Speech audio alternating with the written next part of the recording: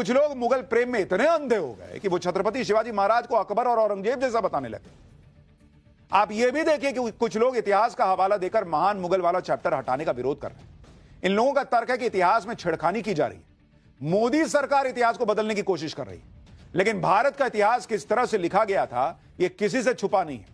British इतिहासकार sir Frederick white, जो 1920 से 1925 तक भारत की पहली केंद्रीय विधानसभा के पहले अध्यक्ष थे, उन्होंने भारत के इतिहास के बारे में क्या कहा था आपको पता है? सुनिए।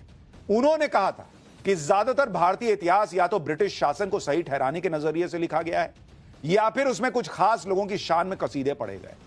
यानी ब्रिटिश इतिहासकार खुद मानते थे कि भारत का इतिहास कैसे तोड़ मरोड़ के पेश किया गया है, और जब उस इतिहास में सुधार करने की कोशिश होती है तो हंगामा कर रहे हैं लोग।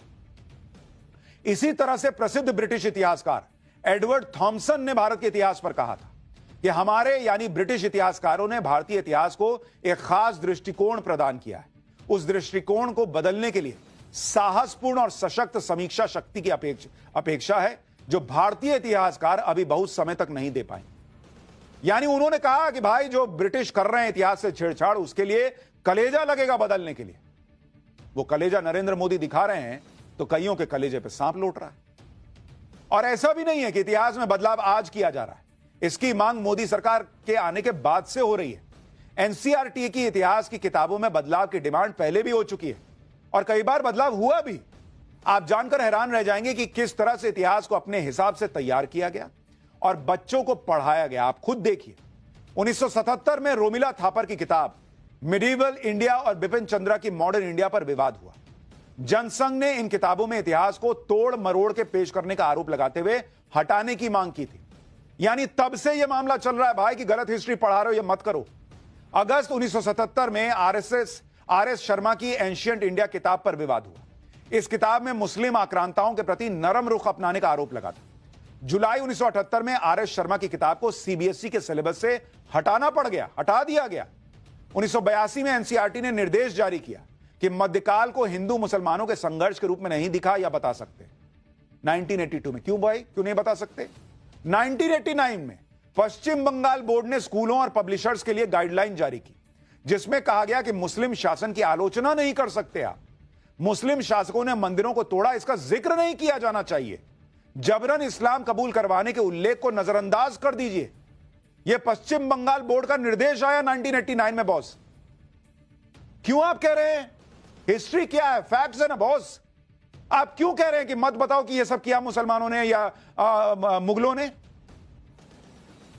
क्यों छुपाना चाहते थे आप उसको छुपा रहे हैं, और आज जब सारे फैक्ट रखे जा रहे हैं कि तुम ये भी पढ़ो, तो आप कह रहे हैं बॉस कि ये गलत हो रहा है। और ये सब इसलिए हो रहा था जिसमें अपने खास समर्थकों या वोट बैंक को साधा जा सके। जब मुगलों की क्रूरता और अत्याचार को नजरअंदाज करने के सरकारी निर्देश आते थे, तो आप अंदाजा लगा सकते हैं कि किस तरह से मुगलों का महिमा मंडन किया गया। और इसलिए मुगलों की बेरहमी और जुल्मों पर इतिहासकार की कलम नहीं चलती थी। जिस अकबर को अकबर द ग्रेट, सेक्युलर, सभी धर्मों को मानने वाला बताया गया, उसकी महानता के किस्से आप सुनेंगे तो दंग रह जाएंगे कि बॉस हमको कौन सा ही इतिहास पढ़ाया गया आज तक। आपको बताता हूं कि अकबर कितना महान था। 1568 में अकबर ने चित्तौड़गढ़ किले पर हमला किया। अकबर किसी भी कीमत पर राजपूतों से चित्तौड़गढ़ का किला जीतना चाहता था। अकबर की सेना ने किले की घेराबंदी कर दी। 5 महीने की जंग के बाद अकबर ने चित्तौड़गढ़ के किले को जीत लिया। जीत के बाद ही कथित तौर पर अकबर ने 30,000 नागरिकों के नरसंहार का आदेश दिया। इसमें ज्यादातर गैर लड़ाके थे। मुगलों से बचने के लिए कई महिलाओं ने जौहर की आग में कूदकर अपनी जान दी। मुगलों ने कई बच्चों तक को गुलाम बना लिया। अकबर की सेना ने कई हिंदू और जैन मंदिरों को खंडित किया। आप सोचिए बॉस, और हमें बताया जा रहा अकबर द ग्रेट। एनसीईआरटी की किताबों में मुगलों को महान बताया गया। कई इतिहासकारों के मुगल प्रेम से भरी किताबें एनसीईआरटी के सिलेबस में होती थी, जिनमें बताया गया था कि मुगलों ने मंदिरों का निर्माण कराया, और यह किस आधार पर लिखा जा रहा था यह खुद एनसीईआरटी को नहीं पता था। 2020 में एक आरटीआई लगाकर एनसीईआरटी की किताब में मुगलों के मंदिर बनाने के इतिहास का सोर्स पूछा गया कि बॉस आप कहां से लिखे बताइए। इस पर एनसीईआरटी ने आरटीआई का जवाब क्या दिया आपको पता है? कि उनके पास जानकारी ही नहीं है कि किताब में किस आधार पर लिखा है कि मुगलों ने मंदिर बनवाए थे। यह आरटीआई में एनसीईआरटी जवाब दे रहा, तो कैसे छाप दिए बॉस? कई इतिहासकारों ने मुगलों के दौर और आम जनता पर हो रहे जुल्मों के बारे में लिखा है। इतिहासकार के एस लाल ने अपनी किताब theory and practice of Muslim state in India में लिखा है कि साल 1000 से लेकर साल 1500 के बीच भारत की आबादी 20 करोड़ से घटकर 17 करोड़ हो गई। मुगलों के अत्याचार, आम लोगों की हत्या, लोगों के पलायन की वजह से 3 करोड़ आबादी उस समय कम हो गई। 3 करोड़। अमेरिकन इतिहासकार विल डुरंट ने मुगलों के शासन को इतिहास की सबसे खूनी घटना तक बताया।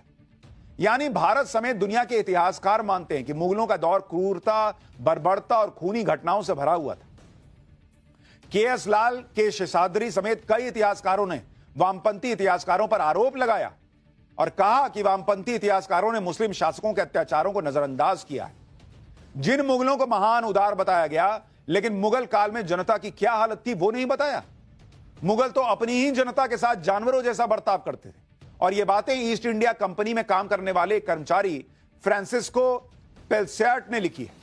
फ्रांसिस्को पेल्सार्ट ने 1621 से 1627 तक आगरा के वेयरहाउस में काम किया था और उसने लिखा कि मुगल काल में जो लोग टैक्स नहीं दे पाते थे उनको बुरी तरह मारा जाता था। उनकी पत्नियों और बच्चों को मुगल गुलाम बना लिया करते थे। इसी तरह से फ्रेंच ट्रैवलर फ्रैंकोइस बर्नियो ने लिखा है कि मुगलों के अत्याचार से लोग मर जाते थे। टैक्स नहीं चुका पाने वालों के बच्चों को मुगल अधिकारी गुलाम बना लेते थे। मुगलों ने इतना सोना चांदी लूटा कि देश में लोगों के पास सोना दिखना बंद हो गया था।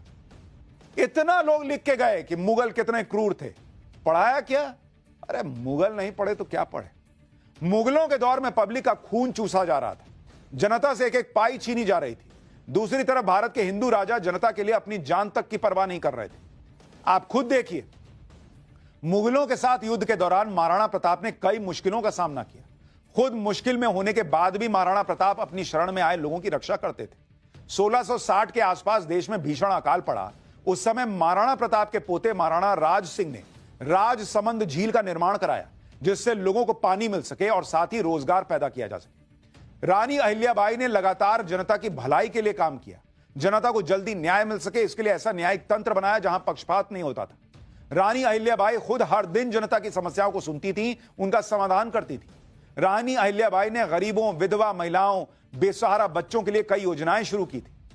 इनमें से कितनों के बारे में आपके बच्चों को पता है? पूछिए जरा जाके बच्चे से कि रानी अहिल्याबाई के बारे में पता है तुमको?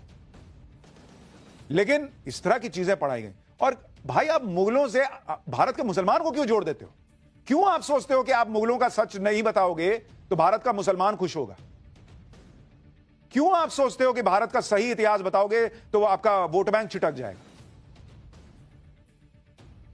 सच बताओ।